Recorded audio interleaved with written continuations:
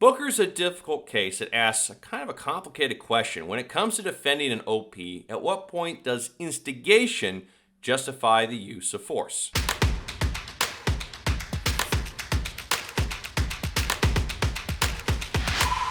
Hello again, hope you're doing well. As always, gotta do some quick pandering. YouTube doesn't pay me, but the likes and subscribes kind of help me figure out what videos to do more of in the future. Abusive relationships are, well, they're complicated. And this is Christian Obemseli, his girlfriend Courtney Cheney, a month before she's stabbed to death. Now, Courtney claims self-defense. A few months before that, we had this case, as you may all remember. My point is, domestic violence doesn't always play out like a Lifetime movie. So, does it matter who starts the fight when it comes to an order of protection? Now, I covered that just a little bit in a recent TikTok. Several years ago, the 4th District held that you don't need clean hands to seek a protective order because the goal is to put the parties in their respective corners so no one ends up in the hospital or worse. Now, clean hands, that just means you did nothing to create the problem you're complaining of. Let's say you called your partner a loser and they uppercutted you. Just because you started it doesn't mean you're not entitled to protection in Illinois.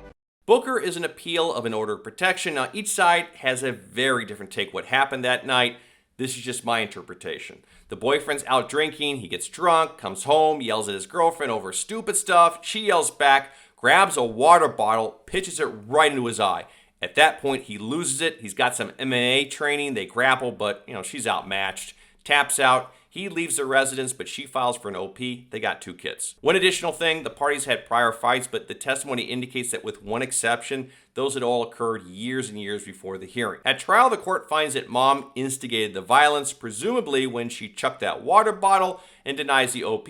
Also holds that the incidents from years back were really too distant to give any significant weight to. Mom appeals, and the appellate court reverses. And they hold that whether mom instigated some of it or not is not relevant. The issue is actually whether dad's physical contact was justified and whether the older domestic history should have been given greater weight. Now let's address both of those matters in turn. Under the statute, even if you commit physical abuse, self-defense can defeat an OP. But, and there's always a but, it's a 6-part test that determines whether the use of force is justified, and the court erred when it didn't apply that analysis. Now turning to the past instances, the statute's very clear. Court has to take in all of it. As Booker notes, the statute doesn't even allow an instance to be discounted because it happened years ago, and cites this very difficult to pronounce case, which, as you may recall, held admission of abuse incidents dating back as far as the 70s. Well, it's all fair game. So when preparing a defense of self-defense in an order of protection, be prepared to have to argue all 6 factors, and in regards to those old incidents, well, your client may be done with the past,